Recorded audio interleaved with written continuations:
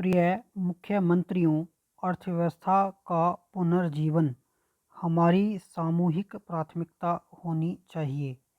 केंद्र तथा राज्य सरकारों को मिलकर सार्वजनिक तथा निजी दोनों में निवेश के संकट को, जो कि अर्थव्यवस्था में उभर गया है, को समाप्त करने के लिए कदम उठाने चाहिए।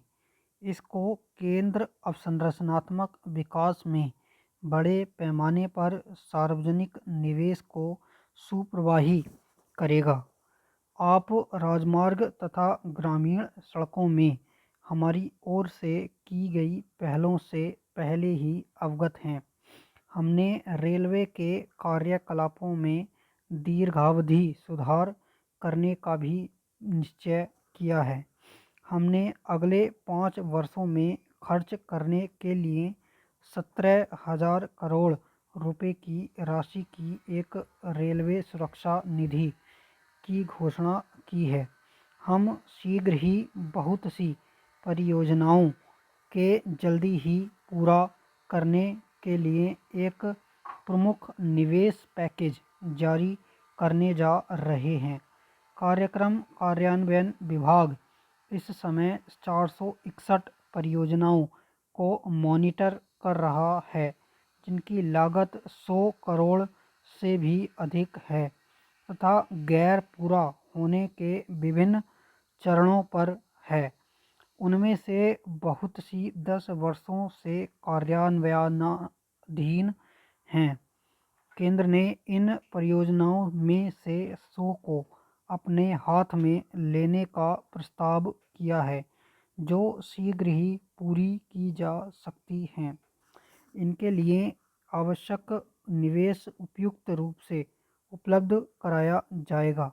हमें अर्थव्यवस्था के लिए अतिरिक्त प्रोत्साहन देने के लिए सिंचाई, कृषि अवसंरचना, पीने के पानी, शहरी अवसंरचना, राज्य राजमार्ग तथा जिला सड़कें, पुल निर्माण आदि के क्षेत्र में नई बैंक ग्राह्य परियोजनाओं की भी पहचान करनी होगी।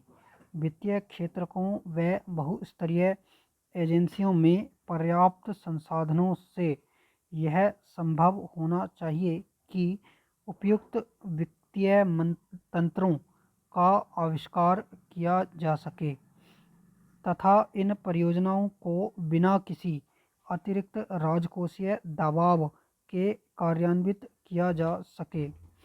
आर्थिक विकास में तेजी पर बल देते समय दृष्टिकोण पत्र ने हमारे सामाजिक क्षेत्र के विकास के लिए अभिनव तथा और अधिक प्रभावशाली तरीकों की आवश्यकता की तरफ ठीक ही इशारा किया है। यहाँ मुख्य बात कार्यक्षेत्र में विस्तार के साथ साथ हमारे प्रचुर मानव संसाधनों के विकास में सार्वजनिक निजी भागीदारी में गहराई लाना है। ऐसी भागीदारी संभव है तथा शिक्षा, स्वास्थ्य देखभाल तथा स्वच्छता के लिए यह आवश्यक भी हो गया है। दृष्टिकोण पत्र में अच्छे शासन के महत्व को ठीक तरीके से परिलक्षित किया है।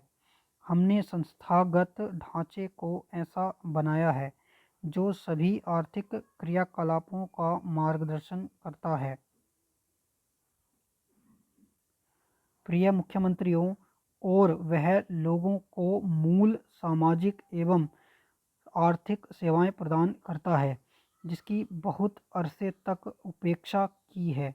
निष्पादन की उपेक्षा से आवंटनों पर अत्यधिक निर्भरता से कोई लाभ नहीं हुआ है।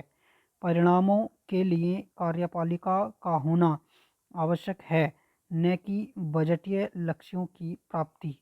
चाहे हमारी वास्तविक अथवा सामाजिक आधारिक संरचना का विकास हो, चाहे हमारा कल्याण अथवा प्रोन्नति कार्यक्रम हो, पिछली योजनाओं में एक प्रमुख सबक बात कार्यान्वयन तथा अनुवर्ती कार्रवाई में हमारी कमियां रही हैं। इससे लोगों में अक्सर निराशा एवं कटुता पैदा होती है। स्वतंत्रता दिवस के भाषण में मैंने कहा था कि केंद्र आगामी वर्ष को कार्यान्वयन वर्ष के रूप में मनाएगा। आज मैं आप सबसे अपने अपने राज्यों में ऐसा करने का आग्रह करता हूँ। आइए एक साथ मिलकर हम कार्यान्वयन, मॉनिटरिंग और अनुवर्ती कार्रवाई के एक नए मानदंड स्थापित करने का प्रयास करें, जो एकमात्र योजना के दृष्टिकोण में पत्र में स्थापित चुनौतीपूर्ण उद्देश्यों को प्राप्त करने की गारंटी दे सकता है। पिछले वर्षों में मुद्दों के ऊपर सैद्धांतिक एवं अवधारणात्मक मतभेदों को बहुत हद तक कम किया है। हम अपनी सामूहिक राजनैतिक इच्छा शक्ति के साथ दृष्टिकोण पत्र द्वारा सिफारिश किए गए उपायों पर निर्णायक रूप से अग्रसर होने के लिए तत्पर हैं। आइए हम दलगत राजनीति से ऊपर उठें और योजना के दृष्टिकोण पत्र में प्रस्तावित प्रस्तावों को अपना सामूहिक समर्थन प्रदान करें। आज हम योजना आयोग को एक ऐसा योजना दस्तावेज तैयार करने के लिए निर्देश दें जिसमें निष्पादन किए जाने वाले कार्यों और राज्य सरकारों और पंचायती राज संस्थाओं द्वारा वहन किए जाने वाले उत्तरदायित्वों का ब्यौरा हो। हम अपनी ओर निजी क्षेत्रकों, नागरिक सामाजिक संगठनों और सबसे बढ़कर लोगों की स्वयं की भागीदारी की मांग करें। प्रिय मुख्यमंत्रियों, पंचवर्षीय योजनाओं के तंत्र के माध्यम से भारत में नियोजित विकास की प्रक्रिया उस समय शुरू हुई थी जब इस समय की स्थिति से बहुत ही भिन्न थी।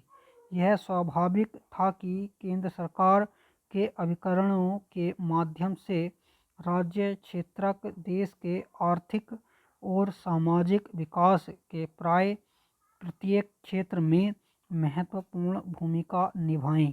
परिणाम स्वरूप पिछली अर्ध शताब्दी में पंचवर्षीय योजनाएं यह सोचकर बनाई गई थीं कि सरकार विशेष रूप से केंद्र महत्वपूर्ण और सर्वप्रभावकारी भूमिका का निर्वाह करें।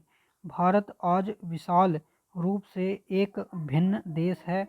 हमारी राज्य सरकारों ने अब स्वयं से आयोजना और विकासात्मक कार्यकलाप तैयार किया है।